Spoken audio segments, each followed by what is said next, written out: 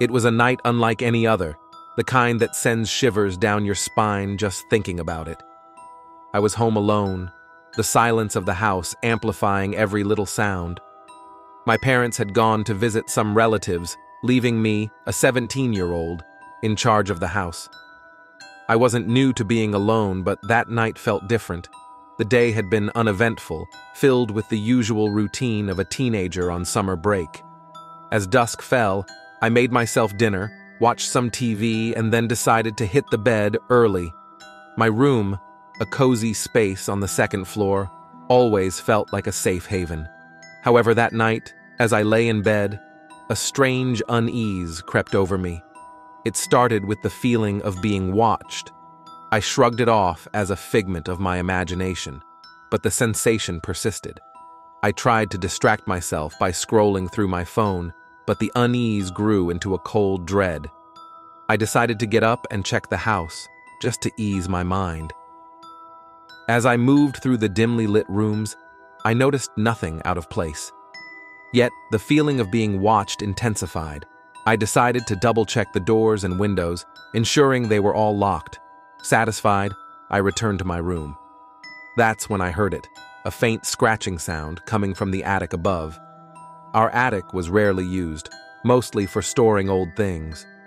The sound was subtle, but unmistakable. I froze, listening intently.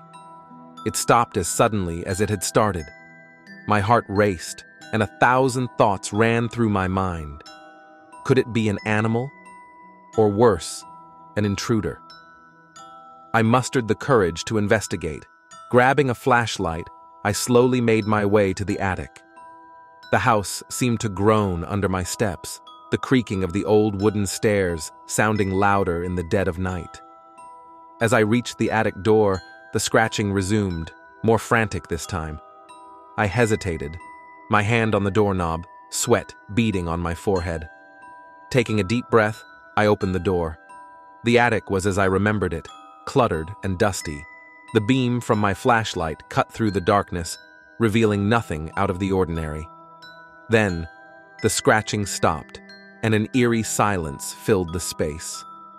I was about to turn back when I noticed it, a small, old wooden chest that I had never seen before. Curiosity overtook my fear, and I approached it. The chest was locked, but the lock was old and gave way easily. Inside, I found an assortment of old photographs and documents. As I sifted through them, a chill ran down my spine. The photographs were of our house, but from a time long before we lived there. The people in them, dressed in clothes from a bygone era, all had one thing in common. Their eyes were scratched out, leaving black voids staring back at me. A sudden noise from behind made me jump. I spun around, flashlight in hand, but there was nothing, just the emptiness of the attic and the sound of my ragged breathing. I decided it was time to leave the attic. As I hurried down, I heard it again. A whisper, so faint I could barely make it out. It seemed to be coming from the chest. My heart pounding, I resisted the urge to look back and rushed to my room, locking the door behind me. I spent the rest of the night with the lights on, every little sound making me jump. I couldn't shake the feeling that something was horribly wrong. The next morning, my parents returned, and I told them about my experience.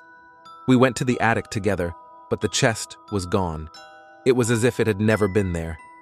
After some research, we discovered a chilling truth. Our house had a dark history, one involving a family tragedy dating back over a century. The family in the photographs, it seemed, were the original occupants of the house. Since that night, I've never felt entirely alone in the house. Sometimes, late at night, I still hear the faint scratching and the whispers. It's a reminder that some doors, once opened, can never be fully closed again.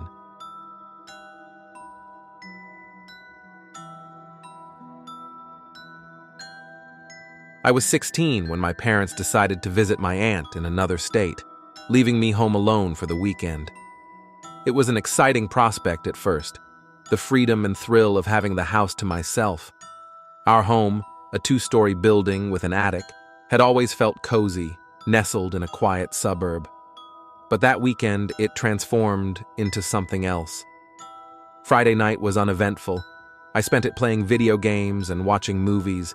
It was only on Saturday, as dusk fell, that things started to feel off. I was in the kitchen, making myself a sandwich, when I heard it. A faint creaking sound, like a door slowly opening. I froze, listening intently. Our house was old and prone to such noises, so I shrugged it off and went back to my room upstairs. Around midnight, I was startled awake by a loud thud from above. It sounded like it came from the attic. I lay there, heart racing, convincing myself it was just a raccoon or some animal that had found its way in. But the unease lingered, and sleep eluded me. Eventually, curiosity overcame fear. I grabbed a flashlight and tiptoed towards the attic. The stairs creaked under my weight as I ascended. The attic door was ajar, which was strange since we always kept it closed.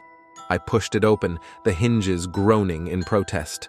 The beam of my flashlight cut through the darkness, revealing only old furniture and boxes. As I scanned the room, the light fell on something unsettling, a small, dusty doll sitting on a chair. It wasn't ours. I'd never seen it before. Its glassy eyes seemed to stare right at me. Feeling a chill run down my spine, I quickly turned to leave, but then I heard it, a soft whisper, almost like a sigh, right behind me. I spun around, the flashlight's beam shaking erratically. There was nothing but the eerie silence of the attic. I rushed downstairs, my mind racing.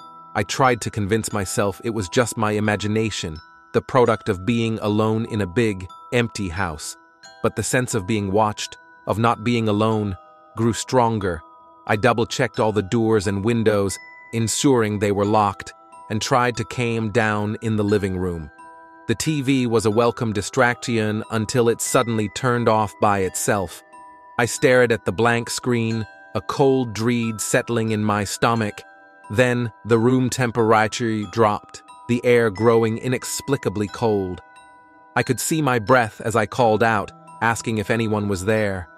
No answer came, just the oppressive silence of the house. I decided to call my parents, needing to hear a familiar voice. But as I dialed, the line crackled and went dead. My mobile had no signal either, which was bizarre as we lived in a well-connected area. The rest of the night was a blur of strange occurrences. Doors would open and close on their own. The sound of footsteps echoed in the empty halls, and once, I swear I saw a shadow flit past the corner of my eye. By dawn, I was a nervous wreck, huddled on the couch, surrounded by every light I could turn on. When the sun finally rose, bringing with it normalcy, I ventured outside. My relief was palpable when I saw my neighbor, Mr. Jenkins, out for his morning walk. I must have looked a mess because he immediately expressed concern. I hesitated, but eventually told him about the night's events. He listened intently, his expression turning grave. Then he shared something that turned my blood cold. Years ago, before we moved in, the house belonged to a reclusive old woman. She was a peculiar figure, known for her collection of antique dolls.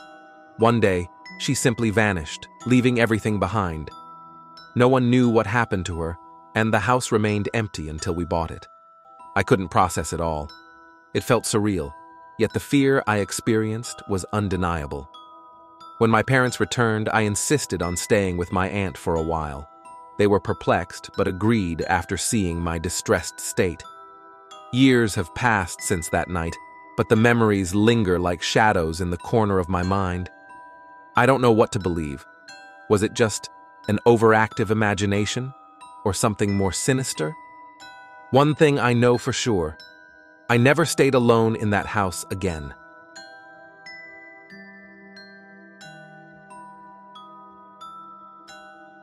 As a dark, stormy night loomed outside, I found myself alone in our old family house, a structure that had stood for over a century, nestled on the outskirts of a sleepy town.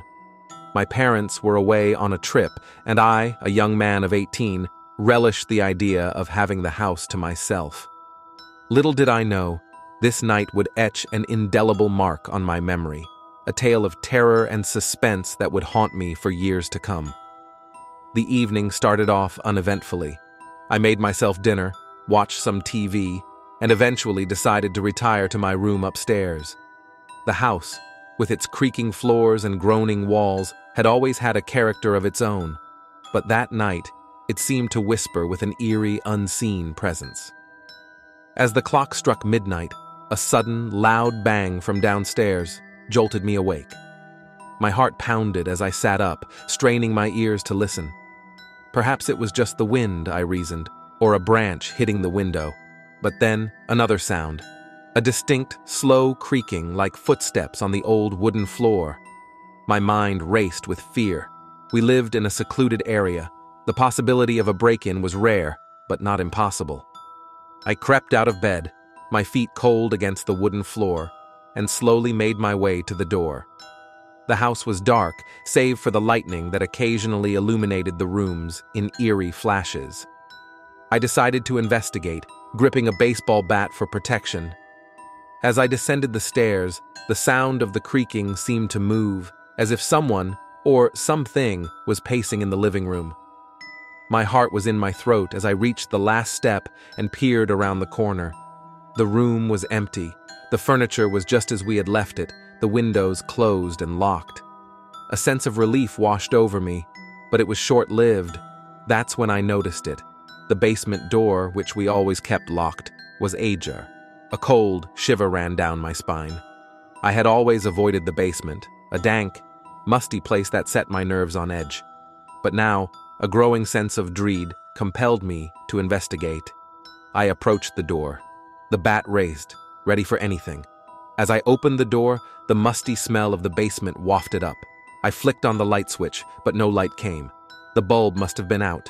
Swallowing hard, I stepped into the darkness, the only light coming from the storm outside.